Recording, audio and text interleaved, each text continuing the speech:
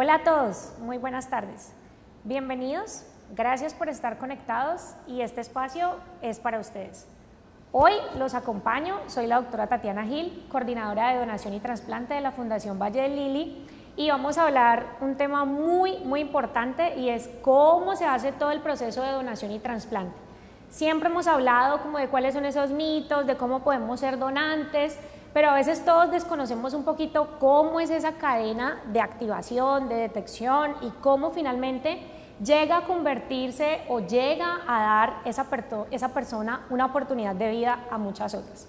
Así que hoy vamos a empezar a hablar del tema y queremos como compartirles un poquito cómo es todo este proceso y a la vez vamos hablando como de esos mitos frecuentes y de qué realmente es una realidad y qué se queda en el imaginario o en lo que muchas otras personas puedan llegar a creer que existe, pero es totalmente mentira. Entonces, quiero empezar contándoles que en nuestro país tenemos algo muy especial que se llama la Red de Donación y Trasplante.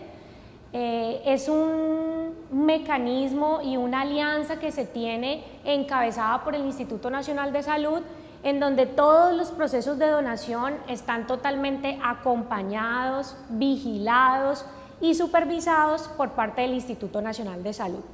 Con eso pues estamos garantizando que todos los procesos de donación son transparentes y por lo tanto tenemos que velar porque todos nuestros pacientes tengan un acceso equitativo a la donación y también a la posibilidad de un trasplante. Entonces, en nuestro país se ha dividido Colombia en algo en donación en la actualidad que llamamos 6 regionales. Toda esta parte del Valle del Cauca, Nariño, Risaralda, hacemos parte de algo que se llama la Regional 3.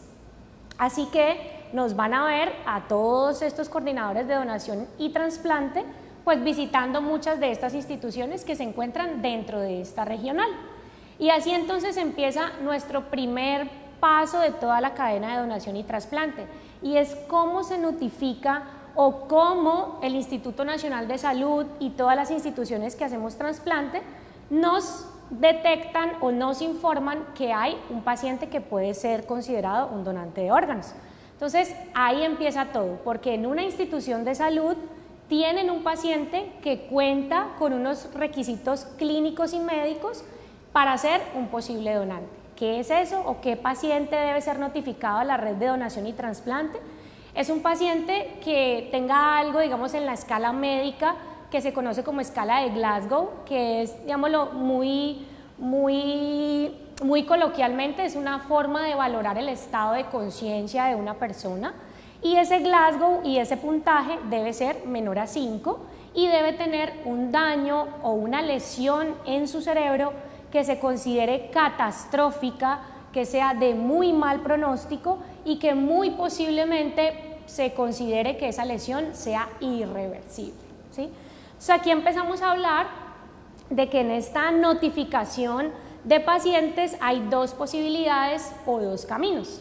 Entonces, este paciente que tiene una lesión o un daño cerebral que se considera catastrófico entra o se encasilla, digamos que en una posibilidad de ser donante en muerte encefálica, ¿sí?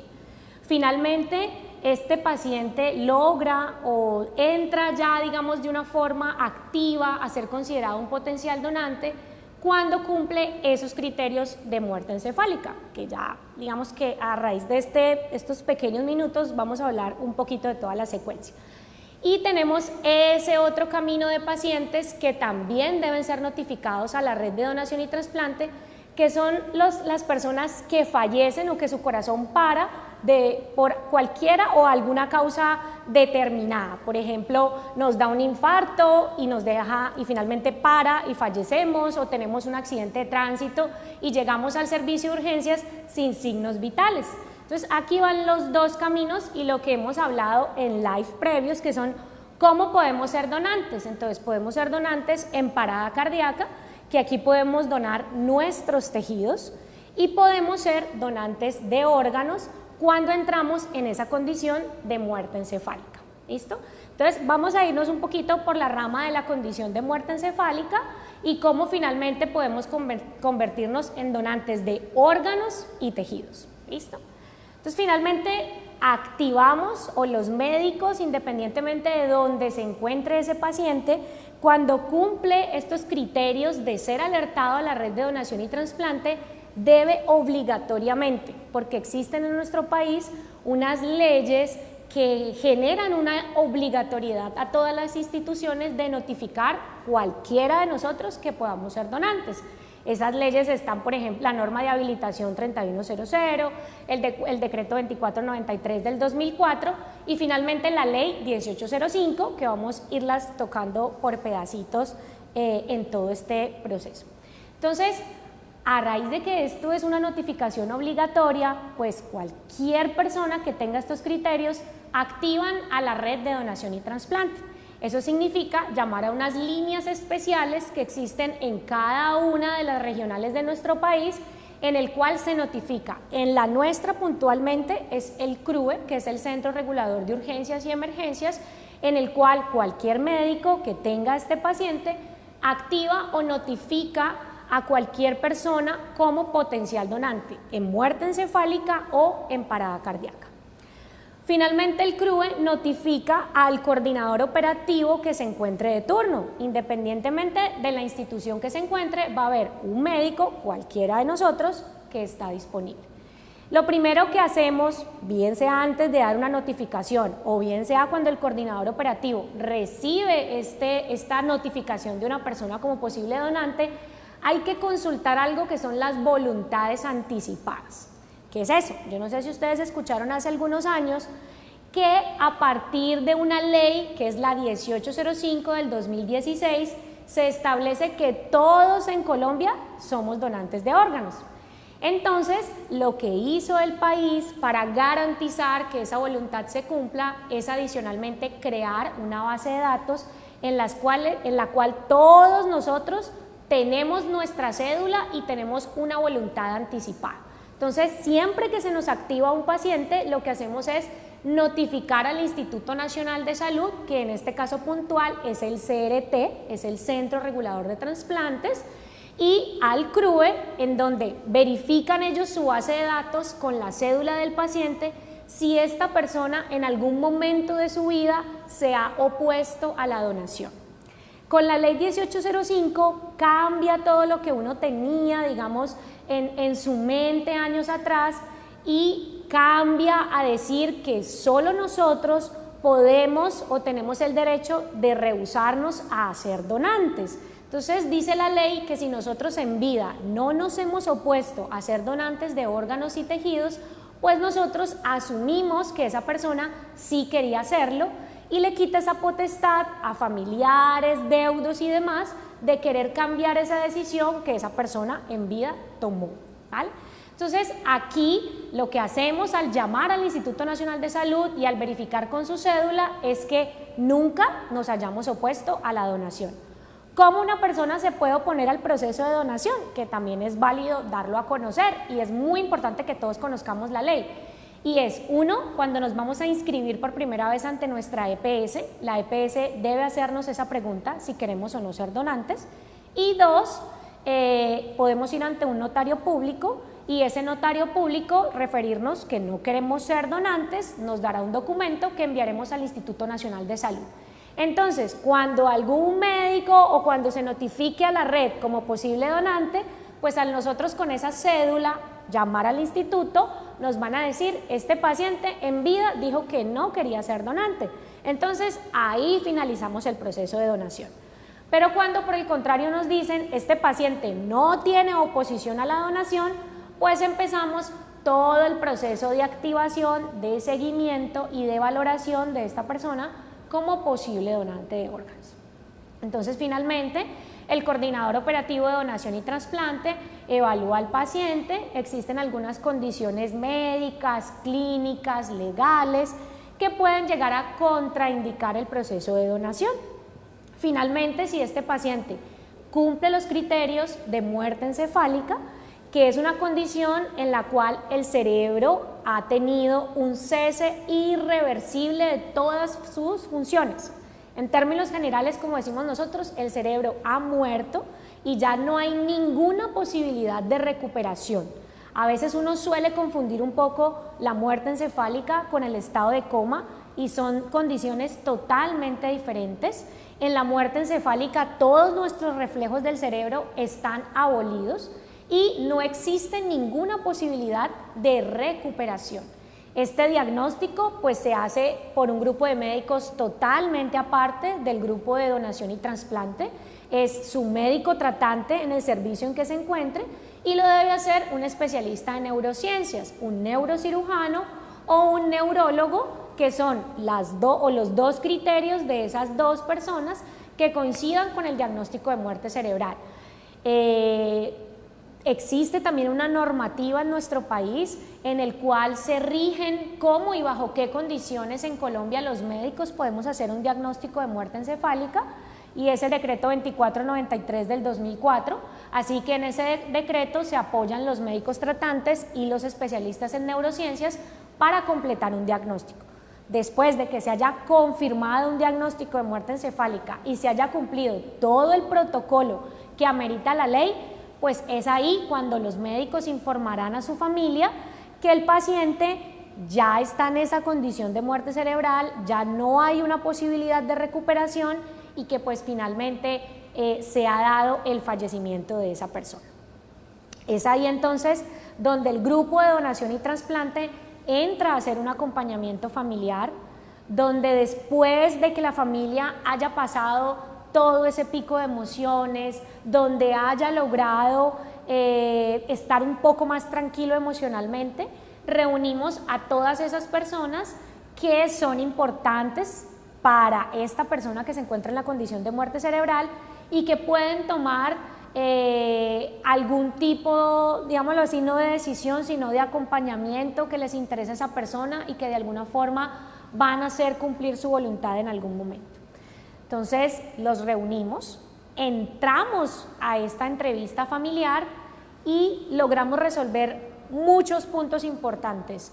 Uno es resolverle dudas que puedan tener la familia, aclarar un poco el proceso de muerte encefálica si es que tienen alguna duda.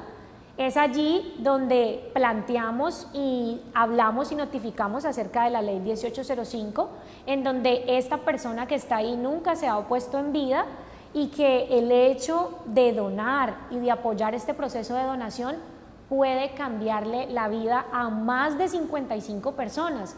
Una decisión que sabemos que es difícil, que se puede tomar en el peor momento de la vida porque estamos perdiendo a un ser querido y a una persona que amamos, pero definitivamente existe esa posibilidad de dejar un legado de vida, como lo decimos nosotros, de irnos de esta tierra como un héroe salvando la vida de muchas otras personas.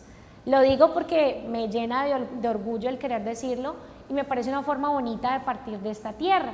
Finalmente se habla con la familia, se notifica que esa persona nunca se ha opuesto en vida, se expresan las bondades de la donación, cómo podemos salvarle la vida a muchas otras personas y finalmente también indagamos antecedentes del paciente y condiciones clínicas que pueden llegar a ser importantes. Si finalmente no evidenciamos ningún tipo de contraindicación para que este paciente continúe con el proceso de donación y si su familia realmente apoya, es consciente y valora toda esta posibilidad de cambio de vida que podemos hacer a muchas otras personas, continuamos con este proceso de donación y trasplante. Finalmente se activan muchas personas, se dan muchos procesos en conjunto, intervienen, pensaría yo que más de 100 personas en todo este proceso de donación y trasplante, en donde se comienza un proceso de evaluación de cuáles son los órganos y tejidos susceptibles al trasplante, en donde empezamos a tomar algo que se llaman pruebas infecciosas en esa persona que va a ser un donante. ¿Qué son esas pruebas infecciosas? Todo lo que nosotros le podemos pasar a otra persona y le podemos causar algún tipo de compromiso médico o clínico. Estas personas que van a recibir esta posibilidad de vida o ese milagro de vida, como lo llamamos nosotros, estas personas pues reciben unos medicamentos en los cuales les bajamos muchísimo sus defensas, así que debemos primero hacer estas pruebas infecciosas para tener un rango o un margen de seguridad para que digamos que esa infección pueda llegar a ser controlada o que no le repercuta clínicamente la salud a esa persona. Cuando estas pruebas nos salen aptas y viables para el proceso de trasplante, pues entonces empezamos a coordinar a todos los equipos. Hay posibilidades o órganos que pueden ser donados que no solamente quedan en nuestra regional, sino que hay personas que están muy enfermas y que se encuentran en una condición que se llama urgencia cero, en la cual debemos hacer un proceso de evaluación y de comentar nuestros donantes a esos equipos que se encuentran en otras ciudades con estos pacientes en urgencia cero, que son una prioridad en el país, y comentar si existe la posibilidad de que el órgano de ese donante que tenemos aquí pueda ser compatible con esa persona que se encuentra en esa ciudad. Vale la pena aclarar que esto se hace dentro de nuestro país, que los órganos que son donados por los colombianos son para los colombianos, que es un mito el hecho de que digan que eso se lo llevan a otros países, que esto se lo ponen a gente que no vive en nuestro país. Realmente desde hace muchos años el Instituto Nacional de Salud es totalmente estricto en el trasplante a ciudadanos extranjeros, así que no existe la posibilidad de que se realice una donación de donante fallecido a un ciudadano extranjero, ¿vale? Existe la donación en vida, que eso ya lo hemos hablado, pero digamos que no tiene como nada que ver en este momento en nuestro live de donante fallecido, y a ellos sí es posible trasplantarlos si vienen de otro país, pero porque vienen con su donante vivo y es un familiar que le dona algún órgano en nuestro país, pero nada tiene que ver con el donante fallecido.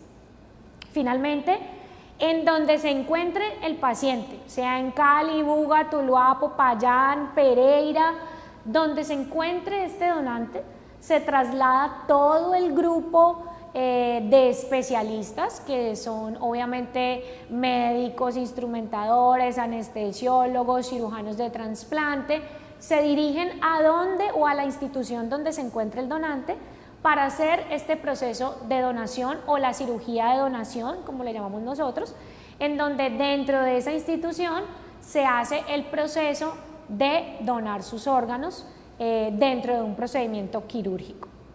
Finalmente, estos órganos son extraídos para la donación y empieza toda una cascada en simultáneo en qué persona va a recibir ese milagro de vida. Existen unos lineamientos en nuestro país en donde se especifica qué personas y bajo qué condiciones tienen prioridad en la lista de espera, ¿sí? Cuando nosotros tenemos un donante, se hace algo que es la compatibilidad. Esa compatibilidad o todos estos datos de nuestro sistema inmune son manejados y también son enviados al Instituto Nacional de Salud, en donde por medio de algo técnico que se llama el cross-match virtual, logramos sacar una lista de los pacientes que son más compatibles hasta el menos compatible con esa persona que está donando. Así que por eso generalmente les decimos a las familias, la persona que dona es finalmente quien decide a quién le va a hacer ese milagro de vida, porque debe ser compatible desde su peso, desde su talla, desde el grupo sanguíneo, desde la compatibilidad con algo que llamamos HLA, que es nuestro sistema inmune, digámoslo así, como con unos números que logramos diseñar desde el punto de vista médico. Así que la compatibilidad va a ser muy importante.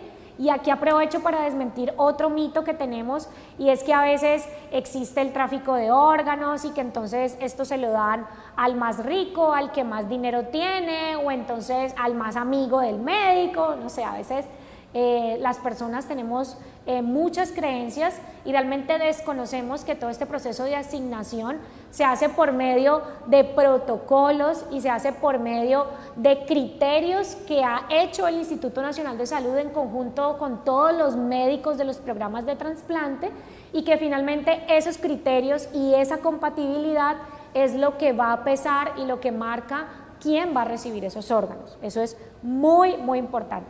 Importante también aclarar que el hecho de donar no nos, digamos que se nos prohíbe desde el punto legal ofrecer cualquier cosa a cambio. La donación es un acto altruista en el cual yo quiero ayudar a salvar una vida y por lo tanto no podemos ofrecer absolutamente nada a cambio. También es importante que sepan que estas personas que están en lista de espera están por medio de su EPS porque su trasplante y su procedimiento clínico ha sido autorizado por la empresa o por su EPS, quien le cubre su sistema de salud, y que ese trasplante no sale ni de su bolsillo, ni de vender su casa.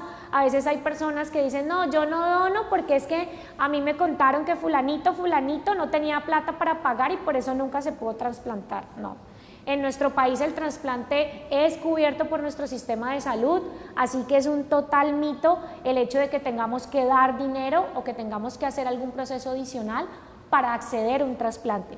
Obviamente hay que hacer todo el protocolo que amerita el estar en una lista de espera, que a veces puede ser un poco engorroso en el tener que hacer vueltas, ir aquí, ir allá, pero realmente es algo que se exige y es algo que todos debemos hacer para lograr definir que ese trasplante es lo que finalmente le va a salvar la vida a ese paciente.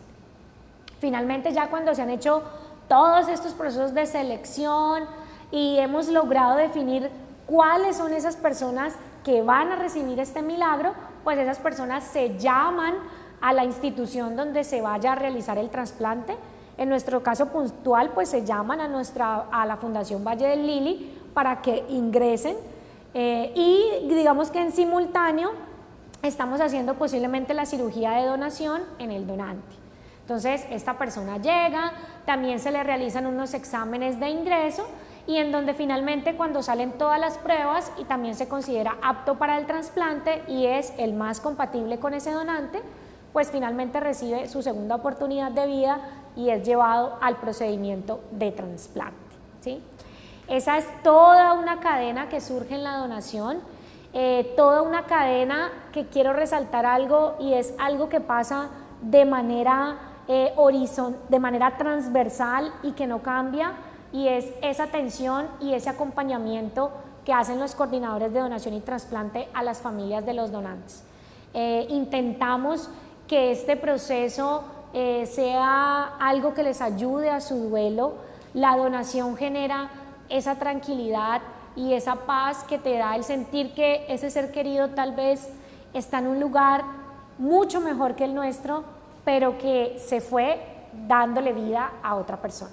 Eso realmente genera que el duelo se acepte de una mejor forma, que logremos que todo esto malo que muchas veces nos pasa y por toda esta locura que pasamos cuando fallece alguien, logramos darle un significado bonito y es salvarle la vida a otra persona, ¿sí?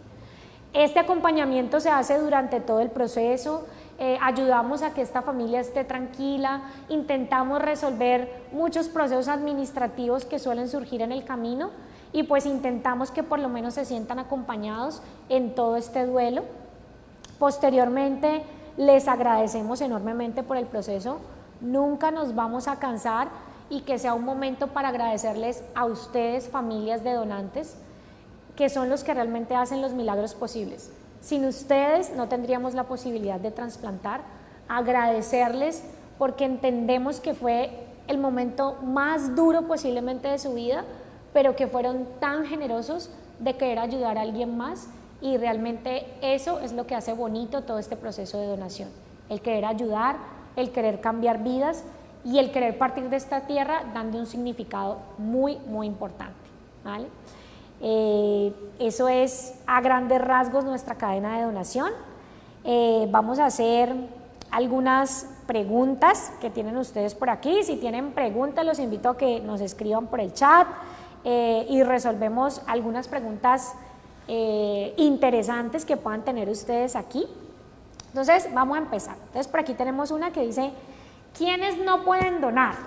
Bueno, realmente no me atrevería a decirles quién no, porque realmente siempre estamos intentando hacer cumplir ese deseo de querer convertirnos en donantes. Entonces, cada vez que tenemos un paciente, cada vez que se nos notifica un potencial donante, pues nosotros entramos a valorar el caso y miramos desde el punto de vista médico y legal si puede ser un donante.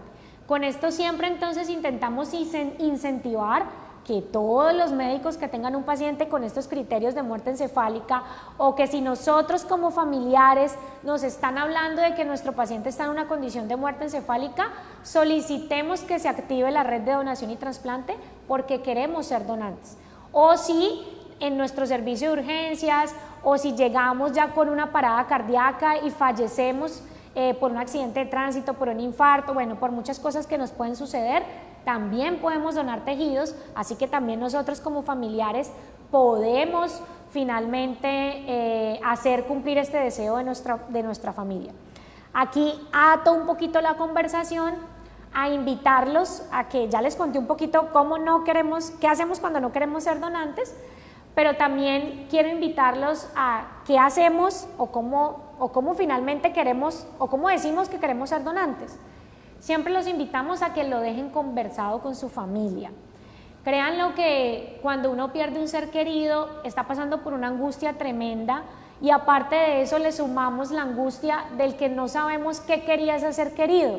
A veces no decimos ni siquiera que queremos que nos entierren o que realmente nos cremen, por ejemplo, y son situaciones que evitamos a veces hablarlas porque nos dicen no llame a eso, no invoque esas cosas malas, pero realmente no es el hecho de querer invocarlas, es el hecho de tener o de darle la tranquilidad a nuestro familiar de que tiene claro qué es lo que queremos cuando nosotros fallecemos y qué en especial queremos o no donar nuestros órganos. Créanlo que cuando nosotros hablamos con una familia y esa persona ya ha manifestado esa voluntad en vida, se hace mucho más fácil para esa familia tomar la decisión. Y simplemente, como me ha pasado en ocasiones, me dicen, doctora, esa decisión ella ya la tomó, ella sí quería hacerlo, así que pues no puedo decirle nada más. Entonces a eso los invito, a que lo dejen conversado en vida, ¿vale? Entonces me dicen, ¿cuáles son los tejidos que se pueden donar? ¿Puedo hacerlo en vida? Bueno, la donación de tejidos, sí hay una donación que podemos hacer en vida y otro cuando fallecemos. Entonces, ¿qué podemos donar de tejidos cuando fallecemos? Uno es la córnea o el tejido corneal o globo ocular también. Entonces, la córnea es como un lentecito de contacto que tenemos en el ojo que se extrae, y esto puede hacer que otras personas puedan volver a ver. Y también podemos donar algo que se llama tejido osteomuscular, que es cartílago, tendones, hueso, y esto realmente le puede mejorar la calidad de vida a muchas personas.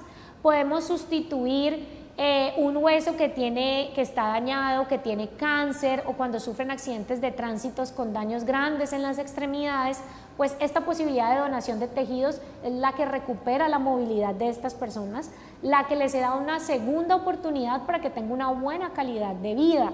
Y finalmente es algo que no reconocemos mucho. A veces, por ejemplo, hay muchas personas que van a cirugías o que les ponen implantes óseos, pero finalmente nunca saben o dicen, bueno, sí, me implantaron un pedacito de huesito o un pedacito de cartílago o me hicieron un cambio de rodilla, pero nunca se imaginan de dónde pudo haber venido ese tejido. Entonces es muy importante saberlo, que la mayoría de estos tejidos también proviene de nosotros mismos, de otras personas que han querido ayudar y que han cambiado vidas, ¿sí? Los principales tejidos se obtienen fallecidos. Hay un programa, digamos, que existe en vida, que es de cabeza de fémur, pero son generalmente pacientes que ya se les va a extraer el fémur y que pueden donar parte de este tejido, pero sí existe donación en especial de cabeza de fémur en donante vivo, pero digamos que son situaciones especiales en las cuales el paciente requiere otro procedimiento. Entonces digamos que no es algo que se pueda hacer de rutina o es un programa que esté muy activo, pero sí existe y sí da esa posibilidad. Entonces me dicen, doctora, ¿es cierto que el hígado se regenera solo? ¿Puedo donarlo en vida? Bueno, muy buena pregunta. Los órganos que podemos donar en vida en nuestro país son los riñones, son órganos pares y podemos donar un riñón. Obviamente todo este proceso de donación en vida es donde se hace una evaluación del donante, donde realmente las complicaciones o el hecho de querer donar este órgano no te va a perjudicar tu salud. Entonces podemos donar un riñón en vida y podemos donar parte de nuestro hígado, sí, es muy cierto. Digamos que podemos vivir con una porción de hígado y podemos donar esa otra porción a otra persona. nosotros tenemos, digamos que dos lóbulos hepáticos, uno derecho, uno izquierdo, entonces se dona parte de uno de esos lóbulos a otra persona que pues no tiene ningún tipo de funcionalidad. En este momento tenemos los dos programas activos en la clínica en donante vivo, tanto riñón como hepático con donante vivo. Entonces sí, podemos donar parte de nuestro hígado y podemos donar uno de nuestros riñones en vida. Entonces dice, ¿hay un órgano o tejido que no se pueda donar? Bueno, realmente más que no se pueda donar es cuáles son los que pueden llegar a ser trasplantados. Entonces, en este momento en nuestro país, ¿cuáles pueden ser donados de órganos? Entonces nosotros podemos donar el corazón, podemos donar nuestros pulmones, podemos donar el páncreas, podemos donar el hígado, podemos donar los riñones, podemos donar el intestino y en tejidos podemos donar nuestras córneas, nuestro globo ocular, cartílago, tendones, hueso, piel y adicionalmente en vida también podemos donar sangre y médula ósea, ¿vale? Eso es lo que actualmente tenemos en cuanto a posibilidad del trasplante. No sé si se me escape alguno, espero que no, pero esos son los programas que tenemos en la actualidad. Hace muchos años teníamos activo el programa de trasplante de tráquea, pero en la actualidad ya no se hace, es un programa que está cerrado. Entonces dice, ¿cuántas vidas pueden ser salvadas por un solo donante? Muy linda pregunta. Entonces, digamos que hay datos de parte del instituto que dicen que cuando nosotros decidimos donar órganos y tejidos, logramos salvar hasta más de 55 vidas. Porque obviamente cuando donamos, por ejemplo, nuestros dos riñones, pues un riñón va para una persona, el otro va para la otra persona. El hígado también en ocasiones se puede hacer algo que se llama split, y es que ese hígado se parte, digamos que se divide en dos, entonces una parte puede ir a una persona, otra parte puede ir a la otra, o a veces ese paciente por peso y talla requiere completo el hígado, ¿sí? Y también podemos nuestras dos córneas, una córnea para una persona, otra córnea para otra persona, y en la donación de tejido es también lo que aumenta esta cantidad de personas que podemos ayudar, porque este tejido o por ejemplo el hueso es solamente una parte pequeña, entonces cuando donamos una parte grande puede ser dividido a muchas otras personas, así que por eso logramos alcanzar aproximadamente las 55 personas cuando decimos sí a la donación de órganos y tejidos. Entonces dice, ¿cómo se busca un paciente compatible con el órgano de un donante?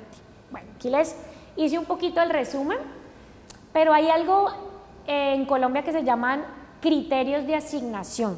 Entonces, hay algo que se llaman comisiones de trasplante, en donde se reúnen todos los grupos de trasplante en el país en conjunto con el Instituto Nacional de Salud, en donde se definen cuáles van a ser esos criterios de asignación de ese órgano. Entonces, empezando por el peso del paciente, por la talla del paciente, por el grupo sanguíneo, por la condición clínica. Cada órgano tiene unas condiciones clínicas que lo hace más urgente o menos urgente, entonces cada condición clínica va dándole un puntaje y una puntuación a esa persona en la lista de espera, para que cuando salga ese donante, pues se mira la compatibilidad con el grupo sanguíneo, con el HLA, con todo este sistema inmune, y en donde su condición clínica y junto con estos criterios de asignación, pues entra a digamos que un número determinado desde el más compatible, el más urgente, al último de la lista. Y así es como finalmente se escoge a esa persona, según todos estos criterios que están definidos en comisiones. Si alguno tiene o quiere o tiene un poquito más de curiosidad, estos criterios de asignación están públicos, están en la página del Instituto Nacional de Salud. Ustedes se meten a www.ins.gov.co, ahí hay un link o digamos que hay una pestañita donde aparece Red Nacional de Donación de Órganos y Tejidos, y ahí aparece leyes, documentos técnicos y demás. Todo eso lo pueden desplegar y van a encontrar cuáles son esos criterios de asignación, qué pesa, en qué tipo de órgano, y van a entender un poquito cómo desde el punto de vista clínico se realiza de una manera más técnica la asignación de ese órgano. Entonces dice, ¿Cuánto se pueden mantener los órganos extraídos antes del trasplante? Bueno, cada órgano tiene un tiempo diferente. En medicina lo llamamos tiempo de isquemia, o sea, ese tiempo que pasa el órgano sin ser perfundido. Entonces, la idea o el objetivo de los programas de trasplante es que ese tiempo sea el menos o el menor tiempo posible, o sea, poder poner e implantar ese órgano en la otra persona con el menor tiempo posible. Digamos que hay órganos que requieren un proceso mucho más rápido y otros que tal vez puedan esperar un poco más. Tenemos, por ejemplo, el corazón o el pulmón, que digamos que el promedio son 4 horas, 3 horas en que se da entre el explante en el donante y el implante en el receptor. Tenemos el hígado, que a veces suele llegar a ser 6, 7, 8, 10, digamos que depende, pero como les digo siempre el objetivo es menor tiempo. Y posiblemente tenemos los riñones, que tal vez sean los que puedan tener un poquito más de tiempo, y la idea es que ese tiempo sea muy corto, pero a veces digamos que pueden llegar a ser tolerados 10 horas, 12 horas, 14 horas, 15 horas. Digamos que hay literaturas mundiales que hablan a veces de hasta 24 horas, pero siempre todos los grupos y los programas de trasplante lo que intentan hacer es acortar ese tiempo a lo menor posible, porque digamos que lo que nos ayuda a que la respuesta clínica en ese donante, en ese receptor, sea mucho más apta y mucho mejor desde el punto de vista clínico. Y es esto también lo que hace debatir muchos mitos, y es que por eso los órganos no van de aquí para allá, que es que se lo llevan, no sé, se lo mandan para Estados Unidos, para otros países. Eso no existe, ese tiempo de isquemia no nos da, así que no es viable. A veces, por ejemplo, para recibir un órgano en nuestra región, desde por ejemplo la regional 4, que es Cúcuta o Bucaramanga, a veces son tiempos largos de viaje, y a veces pues ni siquiera logramos hacerlo desde estas ciudades alejadas. Entonces realmente sí el tiempo es muy cortico y pequeño. Entonces dice, ¿hasta qué edad se puede donar? Realmente tampoco puedo decirles que haya una edad definida. Lo que les puedo decir es que esa edad depende de la edad de los pacientes que tengamos en lista de espera, ¿sí?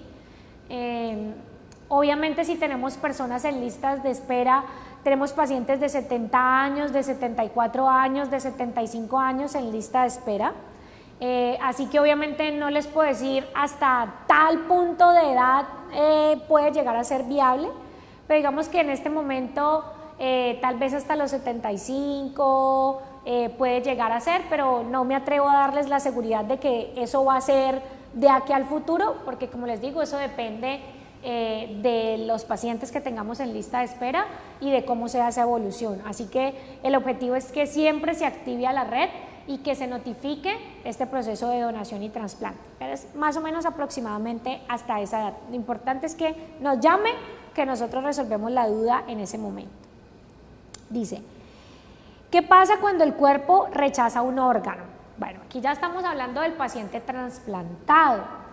Y sí, también existe la posibilidad de que ese órgano que se implante surja algo que aparece el rechazo de ese órgano, y se puede dar por muchas causas, o digamos que por muchas situaciones que pueda tener el paciente, tanto que puede darse, por ejemplo, que estos pacientes deben recibir todo el resto de su vida algo que se llaman inmunosupresores, así que cualquier cosa, por ejemplo, que nos cambie esta rutina del administrar los medicamentos, o que no se tomen de la forma adecuada, o que muchos, por ejemplo, los dejen de tomar, o que su EPS o la forma de reclamar los medicamentos demore un poco el proceso, pues puede hacer que no se tomen los medicamentos como deban ser y pues genere un rechazo a ese órgano.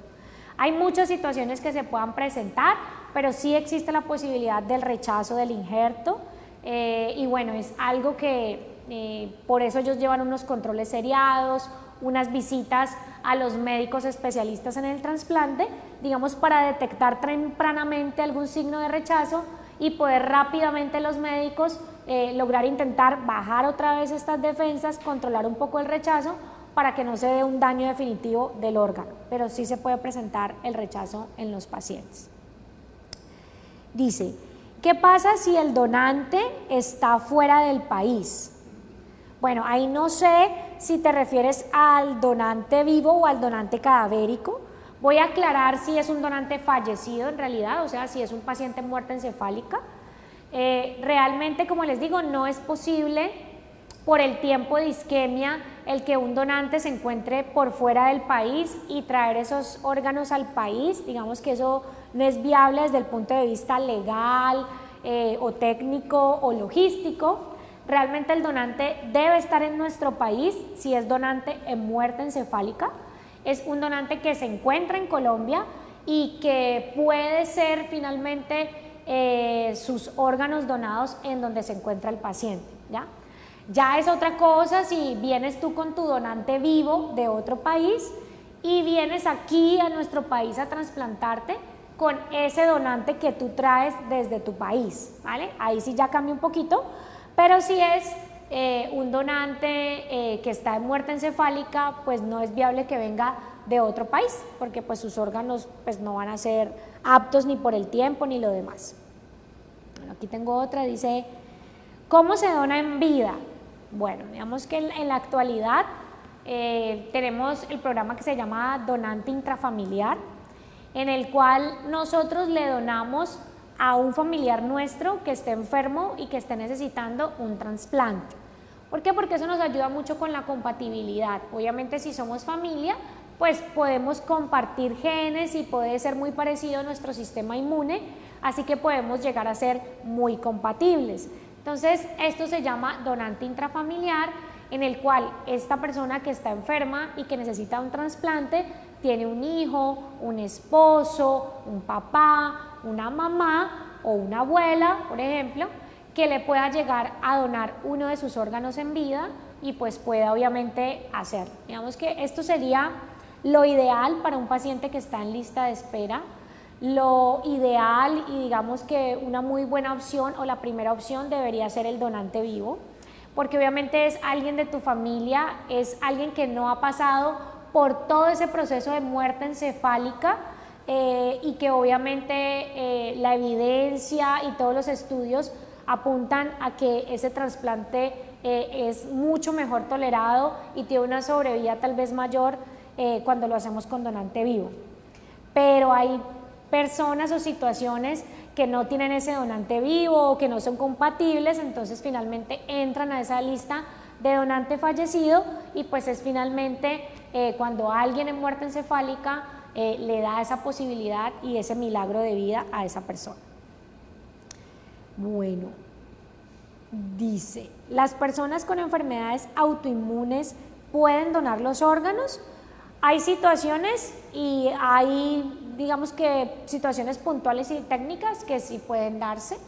Es posible hacerlo y cada caso, pues, como siempre les digo, debe ser evaluado por el grupo de coordinadores operativos, quienes finalmente, después de comentarlo con los cirujanos de trasplante, con los especialistas, sea patólogos, sea nefrólogos, sea cardiólogos, sea neumólogo, bueno, todos los especialistas en trasplante en este caso, pues se definirá si sí o no podrá ser viable para el trasplante esta persona. Entonces, es posible. Y finalmente me dicen, si tengo comorbilidades como diabetes, hipertensión, enfermedad renal crónica, ¿se considera el proceso de donación? Bueno, sí, ¿sí? Obviamente cada situación y cada paciente es diferente, ¿sí? Todo va a depender de qué tan bien controlado tengamos nuestra enfermedad de base. Hemos tenido donantes diabéticos que son muy juiciosos con sus medicamentos, que tienen sus exámenes dentro de parámetros normales y que esto ha evitado que su diabetes, por ejemplo, comprometa sus riñones, que es principalmente uno de los órganos más comprometidos en la diabetes. Así que sí se evalúa, las personas hipertensas también pueden ser donantes y como les digo, también depende de qué tan juicioso sea con los medicamentos, si va a sus controles, si definitivamente tiene diabetes o tiene hipertensión, pero es muy juicioso y ha evitado que sus órganos se dañen, con alguna de estas dos enfermedades. También me dicen enfermedad renal crónica. Bueno, pues realmente si está en algún proceso, si tiene una enfermedad renal crónica, pues quiere decir que sus riñones ya tienen un daño que es irreversible, digámoslo así, pero posiblemente puede ser susceptible a donar otros órganos. Por ejemplo, podría donar su hígado o su corazón o su pulmón, dependiendo cada condición que tenga el paciente. Entonces, sí, es posible también hacerlo, así que sí se consideran y sí puede llegar a ser viable, siempre dependiendo de la valoración del coordinador operativo de donación y trasplante. Dice, ¿alguien que tuvo cáncer puede donar? Bueno, también, pero depende de en qué momento del cáncer se encuentra. Si está en una remisión completa, si está libre de alguna actividad de cáncer, puede llegar a ser considerado. Todos se entran a evaluación y a valoración y todos siempre en ese momento vamos a definir esa situación, pero puede ser viable y puede ser posible también, ¿vale? Bueno, entonces aquí finalmente cerramos preguntas o dudas que hubieran podido tener en este momento. Les agradecemos por este espacio, les agradecemos a todos los que juiciosamente se han conectado, invitarlos y mi mensaje final es a que si les tocó un poquito el corazón este proceso, si les gustaría querer ayudar, si quieren partir de esta tierra dejando vida, pues díganselo a su familia, ¿vale? Déjelo conversado. Si quieren hacerlo más oficial, pueden escribirse a la página del Instituto Nacional de Salud, la que les dije previamente, que es www.ins.gov.co, y por ahí cuando se meten a la red de donación y trasplante van a encontrar donde dice expresa tu voluntad. Entonces ahí uno pone los datos y finalmente les llega al correo electrónico el carnet de donante. Pero siempre digamos que en lo que más enfatizo es déjalo conversado, que finalmente la voluntad de esa persona que ha fallecido es lo que más respeta a nuestros seres queridos y van a tener la tranquilidad de tomar ese deseo y de acompañar el proceso de donación de una forma más tranquila y de una forma, digamos, que los haga sentir tranquilos en su duelo, ¿sí? Si tienen alguna duda, si quieren saber algo más, las puertas abiertas de la Unidad Funcional de Donación y Trasplante están para ustedes. Estamos en la torre 6, quinto piso, ¿vale? Cualquier cosa nos pueden ubicar allí o pueden, si en algún momento necesitan algo urgente, también tienen los números de la clínica donde pueden al comunicarse con el conmutador solicitando que les comuniquen con el coordinador de donación y trasplante. Muchísimas gracias a todos, me despido, esperamos vernos en una próxima ocasión y también sería bueno que ustedes nos comenten como qué quisieran escuchar de donación, qué dudas tienen para nosotros seguir continuando haciendo estos live junto a las necesidades que ustedes tengan en el proceso. Muchas gracias a todos.